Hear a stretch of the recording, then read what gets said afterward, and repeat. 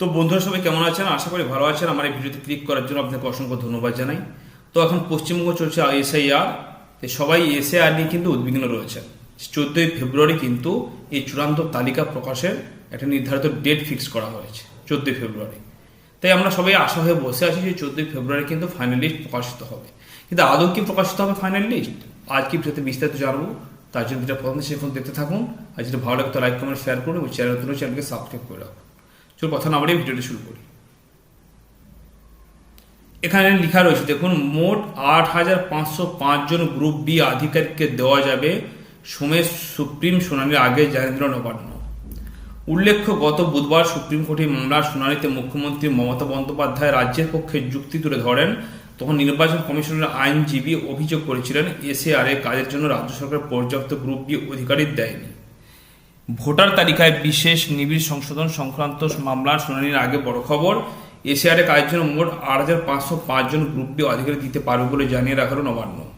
সংবাদদাতা সংস্থা পিটিআই এর সূত্রে জানা গিয়েছে, শনিবার একটি চিঠির মাধ্যমে এই তথ্য কমিশনের কাছে পাঠানো হয়েছে। সোমবার সুপ্রিম কোর্টে এসআইআর সংক্রান্ত মামলার পরবর্তী শুনানি রয়েছে। সেই শুনানিতে আগের মতোই মুখ্যমন্ত্রী মমতা বন্দ্যোপাধ্যায় নিজে সওয়াল করতে পারেন বলে জল্পনা। তার আগেই কমিশনকে গ্রুপ বি অধিকারীদের সম্ভাব্য সংখ্যার কথা জানিয়ে রাখা হলো। উল্লেখ্য, গত বুধবার সুপ্রিম কোর্টে এই মামলার শুনানিতে মুখ্যমন্ত্রী মমতা বন্দ্যোপাধ্যায় রাজ্যের পক্ষে যুক্তি তুলে ধরেন। তখন নির্বাচন কমিশনের আইনজীবী অভিযোগ করেছিলেন, এসআইআর এর কাজের জন্য রাজ্য সরকার পর্যাপ্ত গ্রুপ বি অধিকারিক দেয়নি। সে কারণে ভিন রাজ্য থেকে আধিকারিক আনতে হয়েছে কমিশনকে। ওই শুনানির পর প্রধান বিচারপতি সূর্যকান্তের নেতৃত্বাধীন বেঞ্চ, যেখানে বিচারপতি জয়মাল্য বাগচি ও বিচারপতি বিপুল মনুভাই পাঞ্চলীয় ছিলেন, নির্দেশ দেয় রাজ্য সরকার কতজন গ্রুপ বি অধিকারী দিতে পারবে তা সোমবারের মধ্যে কমিশনকে জানাতে হবে। সেই নির্দেশ মেনে শনিবারের আগে চিঠি পাঠিয়েছে নবান্ন। আগের শুনানিতে মমতা অভিযোগ করেছিলেন, নামের বানান বা পদবি পরিবর্তনের মতো সামান্য কারণে বহু ভোটারকে এসআইআর এর শুনানিতে হাজির হতে বলা হয়েছে। এতে সাধারণ মানুষ অযথা হয়রানি শিকার হচ্ছে বলে তার দাবি। আদালতও জানায়, বানানের ছোটখাটো ভুলের জন্য যে কোনো ভোটারের নাম তালিকা থেকে বাদ না যায় সেই বিষয়ে কমিশনকে সতর্ক থাকতে হবে। একই সঙ্গে ভাষাগত সমস্যার সমাধানে বাংলা ভাষার দক্ষ আধিকারিক নিয়োগের পরামর্শ দেওয়া হয় এবং নবান্নকে এমন আধিকারিকের তালিকা দিতে বলা হয়েছিল। এরপর কমিশন আদালতকে জানায়, এখনও পর্যন্ত পশ্চিমবঙ্গ সরকার এসআইআর কাজে মাত্র 80 জনের গ্রেড 2 অধিকারিক দিয়েছে, যা প্রয়োজনের তুলনায় খুবই কম। বরং অঙ্গনওয়াড়ি কর্মীদের মতো নিম্নস্তরের কর্মীদেরই বেশি ব্যবহার করা হয়েছে বলে দাবি করা হয়।